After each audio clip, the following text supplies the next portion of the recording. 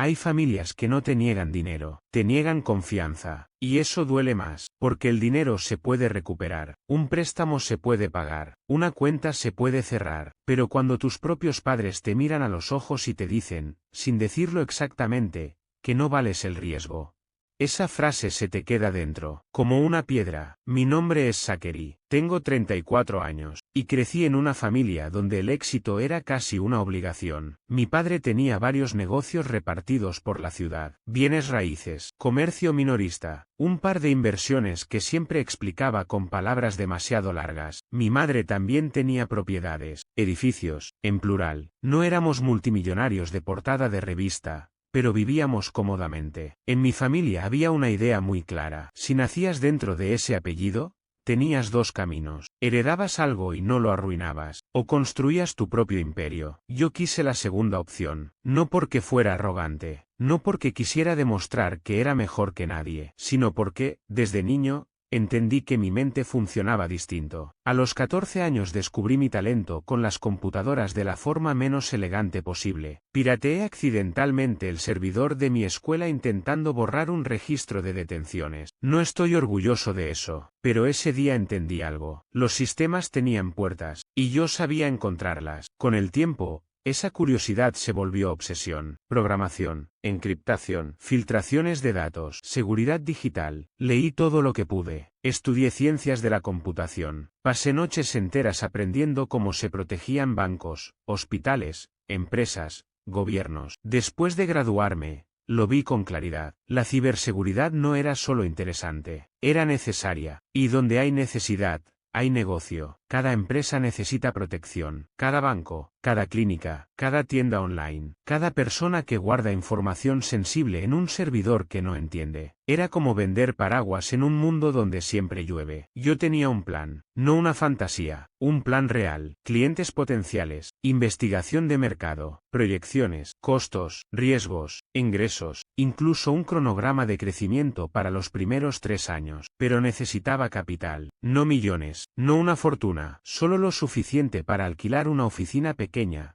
comprar equipo, licencias de software, contratar un par de personas y empezar con una base decente. Podía empezar con menos, claro, pero yo no quería improvisar desde una habitación sin estructura. Quería construir algo serio desde el principio. Así que una mañana me senté con mis padres en la sala. Llevé gráficos, datos, un plan de negocios impreso. Les expliqué la oportunidad. Les mostré cómo iba a devolver el dinero con intereses. No les pedí un regalo, les pedí un préstamo. Cuando terminé, mi padre suspiró. Ese suspiro todavía lo recuerdo. No era enojo, era decepción anticipada. Zachary, te queremos, pero no creemos que tengas lo necesario para dirigir un negocio. Mi madre bajó la mirada. Luego me dio esa sonrisa triste que dan las madres cuando creen que su hijo está siendo ingenuo de una forma adorable. Mi padre continuó. Ser buen programador no te convierte en buen empresario. Dirigir una empresa no es solo saber de computadoras. Tienes que manejar cuentas, empleados,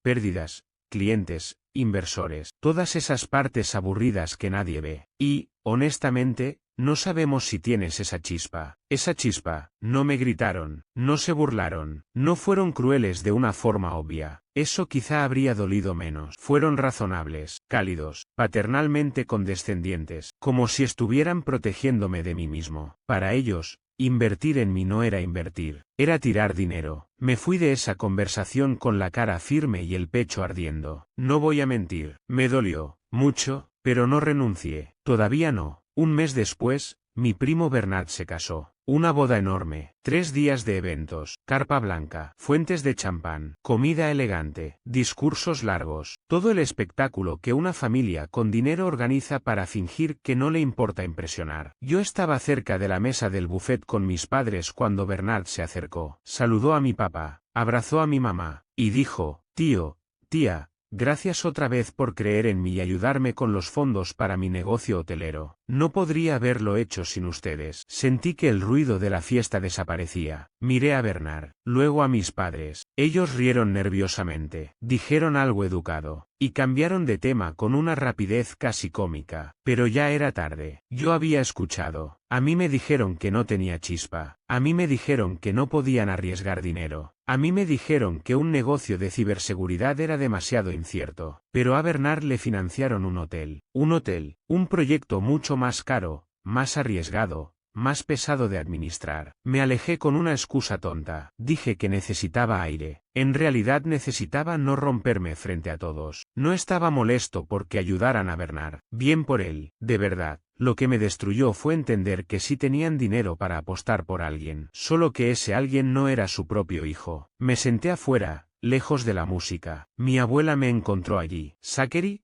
¿qué haces aquí? ¿Por qué no estás adentro disfrutando la boda? Hay algo con las abuelas. No puedes mentirles. ¿No bien? Así que se lo conté todo. El plan de negocios, la negativa de mis padres, la frase de mi papá, la ayuda a Bernard, la sensación de haber sido pesado en una balanza invisible y salir perdiendo. Mi abuela escuchó sin interrumpir. Luego tomó mi mano y dijo algo que nunca olvidé. A veces las personas ven potencial en otros porque ven una versión de sí mismas en ellos. Puede que tu padre vea una versión joven de él en Bernard. Eso no significa que tú no seas capaz. Significa que eres diferente. Y ser diferente no es malo. Solo es diferente. Me apretó la mano. Eres inteligente. Trabajas duro. Algún día vas a construir algo increíble. Solo que será en tus propios términos. Sonaba a frase cliché. Lo sé. Pero esa noche era justo lo que necesitaba. Al día siguiente seguía atrapado en una mezcla extraña de rabia y motivación. Estaba en mi sofá cuando sonó el teléfono. Era mi abuelo. Mi abuelo no era hombre de llamadas casuales. No llamaba para preguntar cómo estaba el clima. Así que me asusté. ¿Está todo bien? Todo bien, dijo, solo quiero que vengas a verme. 2 horas después estaba en su casa. Mi abuela abrió con una sonrisa cálida. Tu abuelo está en el estudio. Entré. Mi abuelo se levantó y me abrazó. No perdió tiempo. Tu abuela me contó lo que pasó en la boda. Y me contó lo de tu empresa. Me quedé quieto. Intenté mantener una expresión neutral. Él continuó. Cuando empecé mi primer negocio, no tenía casi nada. Solo una furgoneta vieja y un préstamo de mi tío. Todos pensaban que iba a fracasar. Pero no fracasé. ¿Sabes por qué? Negué con la cabeza. Porque alguien creyó en mí. A veces una sola persona puede cambiarlo todo. Abrió un cajón. Sacó un talonario. Escribió un cheque. Me lo entregó. No voy a decir la cantidad exacta. Pero no era dinero de bolsillo. No alcanzaba para todo lo que yo había imaginado. Pero alcanzaba para empezar. Alcanzaba para mover la primera piedra. Me quedé mirando el cheque. Abuelo, no sé qué decir. No tienes que decir nada. Esto no es solo dinero. Es confianza. Estoy invirtiendo en ti. Intenté no quebrarme. No funcionó del todo. Mi abuelo me abrazó otra vez. Haznos sentir orgullosos. Durante el camino de vuelta miré ese cheque una y otra vez. No veía números. Veía fe. Después de eso, me volví obsesivamente cuidadoso. No gasté en escritorios elegantes. No compré sillas modernas. No alquilé una oficina bonita para presumir. Llamé a mis 2 mejores amigos, Adán y Luis. Los 2 sabían de tecnología. Los 2 estaban cansados de trabajar para gente sin visión. Juntamos ahorros. Alquilamos una oficina diminuta en una zona fea de la ciudad. Paredes viejas. Aire acondicionado que sonaba como motor enfermo. Un baño que nadie quería usar. Pero era nuestra. Los primeros 2 años fueron brutales. Trabajábamos 14,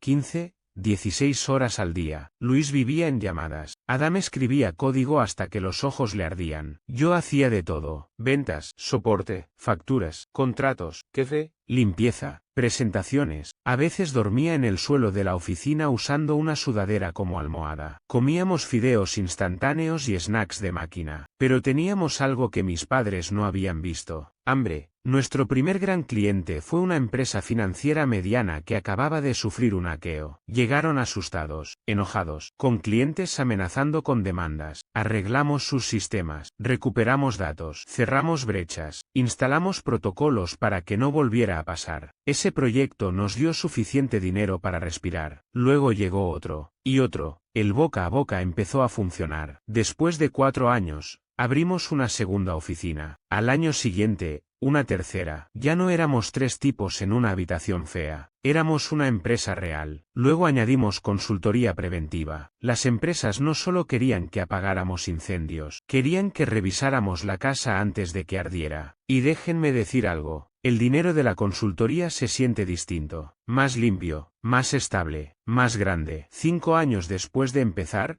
Conduje a casa de mis abuelos con un cheque. Quería devolverles todo, con intereses, pero no me detuve allí. También les compré un auto nuevo. Mi abuelo fingió estar molesto. Mi abuela lloró. Mi abuelo dijo, no tenías que hacer esto. Yo respondí, sí tenía, porque ustedes hicieron algo que nadie más hizo. Creyeron antes de que hubiera pruebas. Esa es una deuda que no se paga solo con dinero. Mis padres sabían que me iba bien. Algo. Nunca les conté detalles. No por venganza. Al principio no. Solo porque cada vez que hablaba de mi empresa, mi padre hacía preguntas que sonaban más a examen que a interés. ¿Ya es rentable? ¿Cuántos empleados reales tienes? ¿Pero eso es sostenible? ¿Y qué pasa si una empresa grande hace lo mismo? Mi madre sonreía y decía, qué bueno, hijo. Pero yo escuchaba lo que había debajo. Aún no estamos convencidos. Bernard, mientras tanto, era el tema favorito en cenas familiares. El hotel de Bernard, el proyecto de Bernard, el riesgo valiente de Bernard, el espíritu empresarial de Bernard. No importaba que su hotel apenas llenara habitaciones entre semana. No importaba que pidiera préstamos adicionales. No importaba que cada foto que subía parecía más lujo prestado que negocio sólido. Para mi padre, Bernard era visión. Yo era suerte tecnológica. La ironía es que mientras ellos presumían a Bernard, mi empresa firmaba contratos con bancos, hospitales y empresas regionales. Contratamos personal, compramos mejores oficinas, creamos un equipo de respuesta a incidentes. Nuestro nombre empezó a circular en círculos donde la reputación vale más que la publicidad. Pero en la mesa familiar seguían hablando de Bernard, hasta que Bernard fracasó. No de golpe. Así no caen los negocios mal administrados. Caen como un techo con humedad. Primero una mancha, luego otra, luego una grieta, luego un pedazo que se desprende. Después todos actúan sorprendidos aunque el agua llevaba años entrando. El hotel empezó a perder dinero. Luego dejó de pagar proveedores. Luego hubo quejas de empleados. Luego malas reseñas. Luego retrasos en préstamos. Mis padres le dieron más dinero, porque cuando ya invertiste en una mala decisión, a veces prefieres seguir cavando antes que admitir que el hoyo existe. Mi padre decía, solo necesitas superar esta etapa. Mi madre decía, Bernard tiene visión, pero el mercado está difícil. Yo no decía nada, pero escuchaba, y recordaba, a mí no me dieron ni una etapa. A mí no me dieron una mala temporada. A mí me negaron la primera oportunidad. La primera vez que mi familia empezó a cambiar el tono conmigo fue durante una cena de cumpleaños. Mi empresa acababa de cerrar un contrato enorme con una red hospitalaria. Un acuerdo que nos colocaba en otra liga. Mi madre escuchó a una tía mencionar algo sobre mi negocio. Entonces preguntó, Zachary, ¿cómo va esa empresa tuya? Esa empresa tuya, no tu compañía, no lo que construiste. Esa empresa tuya, ¿va bien? Respondí. Mi padre levantó la mirada. ¿Bien cómo? Bien. Cerramos algunos contratos grandes. Bernard, sentado al otro lado de la mesa, soltó una risa pequeña. Ciberseguridad está de moda ahora. Todos necesitan a alguien que les diga que cambien contraseñas. Sonreí. Sí. Eso y evitar demandas millonarias por filtraciones. La mesa se quedó incómoda. Mi padre me observó de una forma distinta, como si por primera vez intentara calcularme. No como hijo, como activo. Y ahí empezó algo que me incomodó más que su rechazo inicial. De pronto querían saber cuánto facturaba, cuántas oficinas tenía, cuántos empleados, qué clientes, qué márgenes. No era orgullo. Era interés, y yo conocía demasiado bien la diferencia. Luego mi abuelo enfermó. Fue rápido, más rápido de lo que estábamos preparados para aceptar. Cuando recibí la llamada, hice una maleta y conduje directamente a casa de mi abuela. Ella parecía pequeña, frágil, pero me dio una sonrisa cansada. La abracé como si pudiera sostenerla contra el dolor. Mi abuelo fue una de las personas más importantes de mi vida, no por el dinero, por la confianza, por la forma en que me miró cuando nadie más veía nada. Su funeral fue hermoso y devastador. Llegó gente de todas partes, viejos socios, vecinos, amigos de infancia, personas que habían trabajado con él, personas a las que había ayudado. Intenté dar unas palabras, me quebré a mitad del discurso. Mi abuela me sostuvo la mano, y por un momento volví a ser ese joven con un cheque en la mano, intentando no llorar frente al único hombre que apostó por mí. Mis padres también estaban allí. Fuimos civilizados, pero había una tensión extraña, como si todos supiéramos que había cuentas pendientes y nadie tuviera energía para abrirlas en medio del duelo. Después vino la lectura del testamento. Mi abuelo no era absurdamente rico, pero tenía algunas propiedades, entre ellas, una casa junto al lago, una casa hermosa, ventanas grandes, muelle de madera, árboles alrededor, el tipo de lugar donde la luz de la tarde parece hecha para recordar. Mi padre pasó mucho tiempo allí de niño. Yo también tenía recuerdos, pescando con mi abuelo, corriendo por el muelle, asando malvaviscos, escuchando historias que probablemente exageraba, pero que contaba tan bien que no importaba. Cuando los abogados llegaron a esa propiedad, leyeron: la casa del lago será compartida por Zachary y Laura. Laura era mi prima, hija de la hermana de mi padre, buena persona, alguien con quien siempre me llevé bien. Pero en cuanto mi padre escuchó mi nombre junto a esa casa, vi cómo apretó la mandíbula. No dijo nada, pero su cara lo dijo todo. Furia, no tristeza, no sorpresa, furia. Después de la lectura, salió sin hablarme. Mi madre lo siguió. Yo me quedé sentado con Laura y mi abuela, sintiéndome culpable por algo que no había pedido. Durante los días siguientes mi padre me evitó. Si entraba en una habitación, actuaba como si yo no existiera. Mi madre me daba sonrisas tensas, como si esperara que yo resolviera algo que nadie se atrevía a decir. Laura y yo hablamos una noche tomando té. Ella también se sentía incómoda. Su madre no estaba feliz con el testamento, pero al menos no la trataba como ladrona. Una tarde, mientras ayudaba a mi abuela a ordenar cosas de mi abuelo, ella se sentó conmigo. Tu abuelo amaba mucho a tu padre, me dijo, pero también vio cuánto trabajaste, vio cuánto luchaste por demostrarte. Quería que tuvieras algo que significaba mucho para él. Bajé la mirada. Siento que esto está separando más a la familia. Mi abuela negó con la cabeza. Tu abuelo no estaba tomando partido, estaba eligiendo amor. Te amaba. Amaba a Laura. Quería que ambos tuvieran un lugar donde siempre pudieran sentirse cerca de él. Esa frase me calmó. Por unas horas, la noche antes de volver a casa encontré a mi padre en la cocina. Él preparaba té. Yo llenaba un vaso de agua. Durante unos segundos no hablamos. Luego dijo: esa casa del lago debía quedarse en la familia. Debía ser nuestra. Lo miré. Todavía lo es.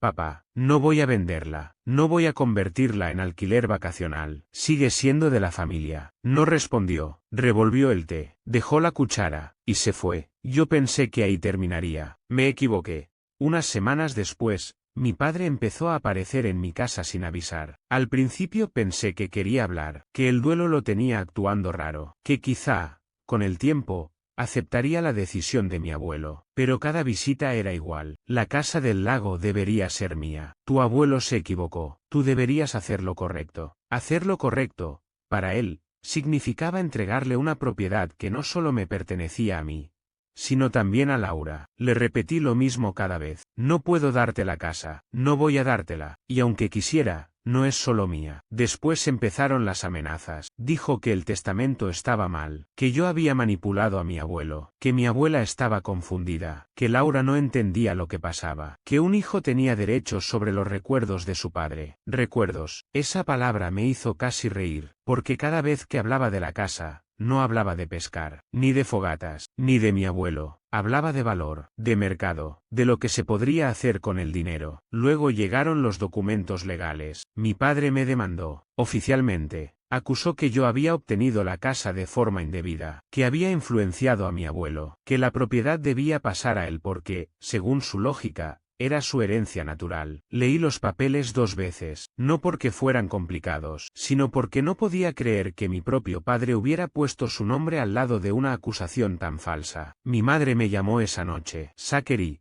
por favor, no hagas esto más grande. Tu padre está sufriendo. Entrégale la casa y superemos esto. Me quedé en silencio. ¿Escuchas lo que estás diciendo? Me están demandando por una propiedad que el abuelo me dejó legalmente. Me están acusando de manipulación. ¿Y quieres que yo sea quien ceda para mantener la paz? No lo digo así, pero eso es lo que significa. Mi madre lloró. Dijo que la familia se estaba rompiendo. La familia ya estaba rota, solo que ahora se estaba oyendo el ruido. Durante meses, la demanda avanzó, o más bien, se arrastró. Mi padre tenía buenos abogados, no necesariamente buenos para ganar, pero excelentes para retrasar, pedir documentos, cambiar fechas, presentar objeciones, crear gastos. Creo que su plan era cansarme, hacer que el costo emocional y económico fuera tan alto que yo dijera, toma la casa, no vale la pena, pero sí valía la pena, no por el precio, no por ganar, sino porque mi abuelo había tomado una decisión, y si yo cedía solo para calmar a mi padre,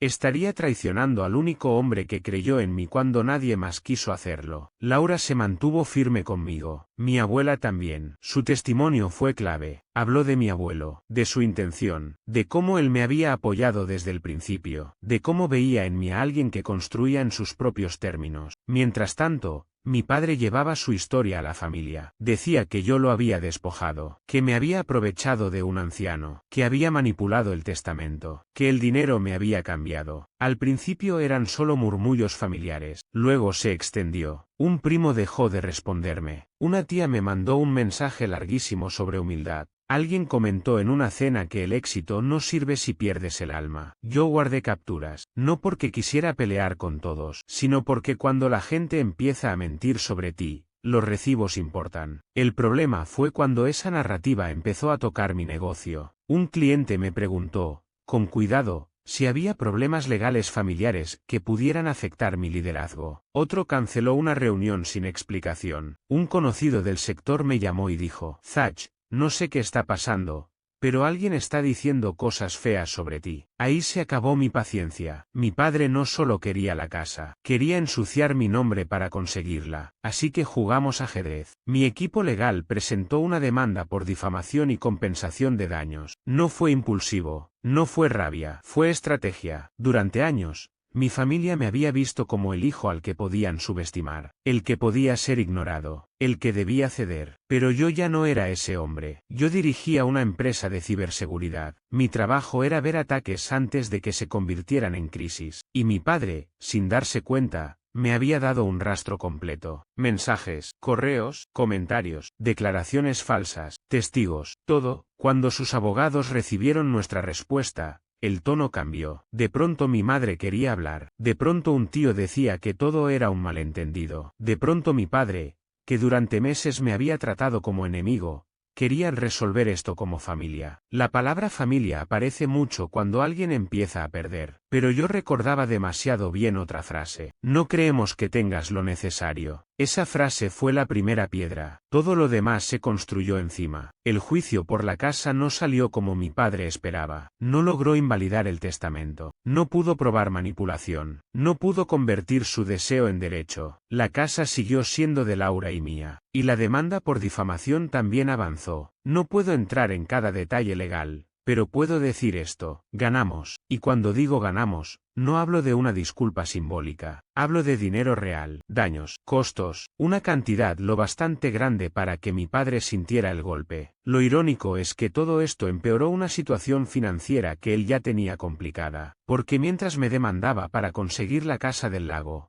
el negocio hotelero de Bernard se estaba hundiendo más. Mi padre no solo había financiado la primera etapa, también había prestado más dinero después, y luego más, porque Bernard siempre estaba a punto de remontar. Siempre faltaba un pequeño empujón, siempre era la temporada baja, siempre era culpa del mercado, siempre necesitaba una última ayuda. Mi padre se la dio. A mí me negó el primer préstamo, a Bernard le dio varias oportunidades, y al final, Bernard fracasó de todos modos. No lo digo con placer. Su fracaso no me dio alegría, pero sí me dio claridad. Mis padres no eran incapaces de invertir. No eran cautelosos por naturaleza. No eran personas que protegían el dinero familiar. Solo eran selectivos con la fe. Y su fe nunca fue para mí. Después de perder la pelea legal, mis padres tuvieron que vender su casa. Parte del dinero fue para pagar lo que me debían por la demanda, el resto para cubrir deudas. Mi padre conservó su negocio principal, pero empezó a buscar vender una parte para aliviar presión. Entonces ocurrió algo casi cómico. Un familiar sugirió que yo comprara esa parte, para que el negocio quede en la familia. Lo leí 2 veces. Me reí, no de alegría, de cansancio. Cuando mi empresa era una idea, no era una apuesta digna. Cuando mi ciberseguridad empezó a crecer,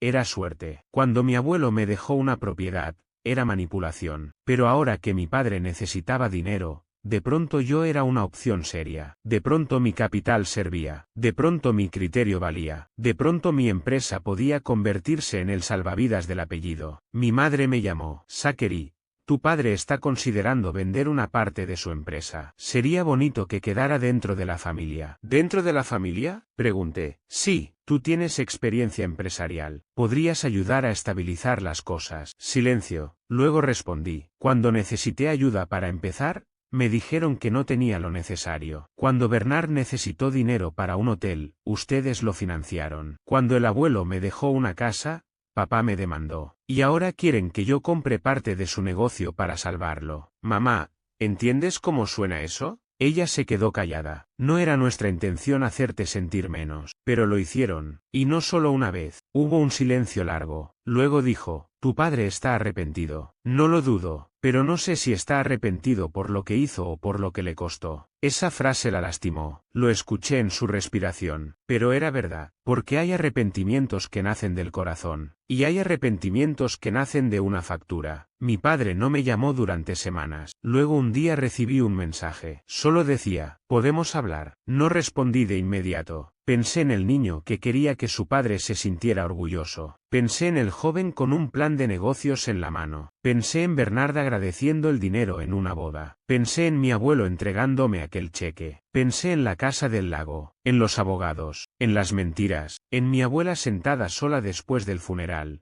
viendo cómo su familia peleaba por ladrillos cuando ella todavía lloraba al hombre que había perdido. Finalmente acepté reunirme. Un café, lugar público, sin abogados. Mi padre llegó 10 minutos temprano. Eso me sorprendió. Siempre había sido de esos hombres que hacía esperar a otros para demostrar control. Se veía más viejo, más delgado, la mandíbula todavía fuerte, pero los ojos cansados. Nos sentamos. No pidió disculpas de inmediato. Habló del negocio, de deudas, de Bernard, de lo difícil que había sido el último año. Lo dejé hablar, no porque me importaran sus excusas, sino porque quería ver cuánto tardaba en llegar a mí. Tardó bastante. Finalmente dijo, tu abuelo te entendía mejor que yo. Miré mi taza. Sí, lo hacía. Yo pensé que estabas soñando. Pensé que necesitabas una lección de realidad. Y cuando Bernard vino con su proyecto, lo vi más tradicional, más parecido a algo que yo conocía. Un hotel, propiedad, ladrillo, clientes. Podía entenderlo. La ciberseguridad me sonaba invisible. No sabía cómo medirla. Levanté la mirada. Entonces, en vez de aprender,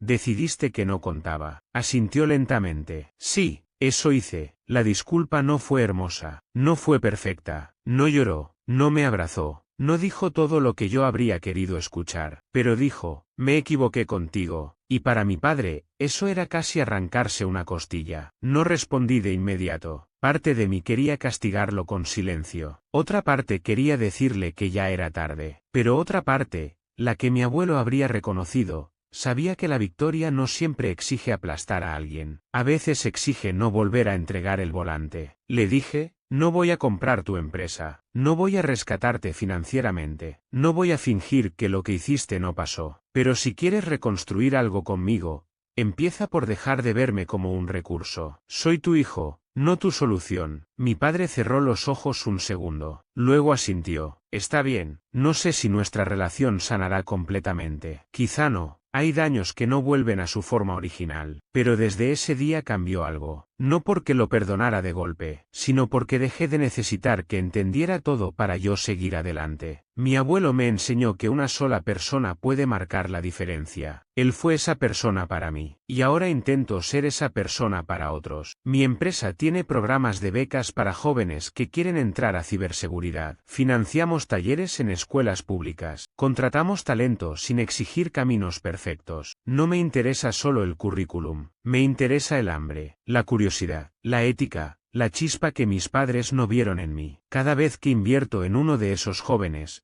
pienso en mi abuelo, pienso en ese cheque, pienso en la frase, esto no es solo dinero, es confianza. La casa del lago sigue siendo de Laura y mía. No la vendimos, no la convertimos en negocio, la arreglamos, pintamos el muelle, cambiamos ventanas, arreglamos la chimenea. Mi abuela va allí algunos fines de semana. A veces me siento en el muelle al atardecer y siento que mi abuelo sigue cerca. No como fantasma, como fundamento, como una viga invisible en la estructura de mi vida. Mi padre vendió una parte de su empresa a otro familiar, no a mí. Eso fue lo mejor. Según sé, el negocio sigue funcionando. Más pequeño, más humilde, más real. Bernard desapareció un tiempo de las reuniones familiares. Luego volvió, más callado. Una vez se me acercó en una cena y dijo, nunca quise que las cosas salieran así. Le creí. Bernard no era el villano principal. Fue beneficiario de un favoritismo que no pidió del todo, pero tampoco rechazó. Eso también tiene peso. Le dije, solo espero que hayas aprendido algo. Él asintió, creo que sí. Mi madre sigue intentando reparar cosas, a veces torpemente, a veces enviando mensajes demasiado largos, pero al menos ya no me llama difícil cuando pongo límites. Eso es progreso. Una noche me dijo, tu abuelo estaría orgulloso, y por primera vez no sentí la necesidad de responder con sarcasmo. Solo dije, lo sé, porque sí lo sé. Lo supe antes de que ellos lo admitieran. Lo supe cuando mi empresa firmó su primer cliente, cuando devolví el dinero con intereses, cuando contraté al primer empleado, cuando abrimos la tercera oficina, cuando gané la demanda que nunca debí tener que presentar. Lo supe porque el orgullo de mi abuelo no dependía de resultados. Él creyó antes, y eso fue lo que hizo que todo lo demás fuera posible. Si hay algo que aprendí de todo esto,